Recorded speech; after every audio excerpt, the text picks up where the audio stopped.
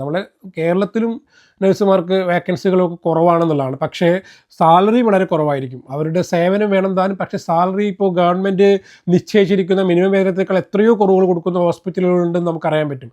നഴ്സുമാർക്കാണെങ്കിൽ അത് പറ്റില്ല, ഞങ്ങൾക്ക് ഇത്ര സാലറി വേണം എന്നും പറയാൻ പറ്റാത്ത സാഹചര്യം. എന്താണ്, അവർ എണ്ണത്തിൽ കൂടുതലാണ്, പക്ഷേ ഷോർട്ടേജ് കാണും. അപ്പോൾ അത്തരം ഒരു സിറ്റുവേഷൻ വരുമ്പോഴാണ് മൊത്തത്തിലൊരു ഒരു ഒരു ഒരു ക്രൈസിസ് രൂപാന്തരപ്പെടുന്നത്. അപ്പോൾ അതിൻ്റെയൊക്കെ ഭാഗമായിട്ടാണ് ഇപ്പോൾ നിലവിലുള്ള ഒരു സിറ്റുവേഷൻ എന്ന് പറയുന്നത്. നഴ്സിംഗ് മേഖലയിൽ വലിയ മാറ്റങ്ങൾ വരുന്നൊരു സമയമായതുകൊണ്ട് തന്നെ കൃത്യമായ പഠനം നടത്തി വേണം നമ്മൾ ഏത് രാജ്യത്തോട്ടാണ് പോകേണ്ടത് എന്നുള്ളത് തീരുമാനമെടുക്കാൻ വേണ്ടി. സ്പെഷ്യാലിറ്റി ഏരിയകളിൽ നിങ്ങൾ എക്സ്പീരിയൻസ് കരസ്ഥമാക്കുക, മറ്റു ഭാഷകൾ പഠിക്കുക, ജർമ്മൻ പോലെയുള്ള വീണ്ടും എടുത്തു പറയുന്നു. അപ്പോൾ UK, കാനഡ പോലെയുള്ള രാജ്യങ്ങൾ മാത്രമല്ലാത്ത മറ്റു സ്വിറ്റ്സർലാൻഡ്, നോർവേ പോലെയുള്ള രാജ്യങ്ങളിലോട്ടൊക്കെ പോകാനുള്ള ഓപ്ഷൻസ് എന്തൊക്കെയാണ് എന്ന് നിങ്ങൾ നോക്കി മനസ്സിലാക്കുന്നത് നല്ലതാണ്. അതിന് സ്പെഷ്യലൈസേഷൻ എന്ന് പറഞ്ഞത് എന്താണ്, എമർജൻസി ഡിപ്പാർട്ട്മെൻറ്റുകളുണ്ടാവും, ഡയാലിസിസ് ഡിപ്പാർട്ട്മെൻറ്റ്, നേരത്തെ പറഞ്ഞ പോലെ തന്നെ കുറച്ച് മുമ്പ് ഞാൻ ഇടയ്ക്കിടയ്ക്ക് നമ്മൾ നോർക്കയിലെ ഇതിൽ കാണുന്നതാണ്. ജർമ്മനിയിലോട്ടാണെങ്കിൽ വെയിൽസിലോട്ട്, സ്കോട്ട്ലാൻഡിലോട്ടൊക്കെ നോർക്കയുടെ റിക്രൂട്ട്മെൻറ്റ് ഉണ്ടാവും. അപ്പോൾ നമ്മൾ സ്പെഷ്യലൈസേഷൻ മാക്സിമം ചെയ്ത് വെക്കുക, നമ്മളെ വർക്ക് എക്സ്പീരിയൻസ് കൂട്ടുക.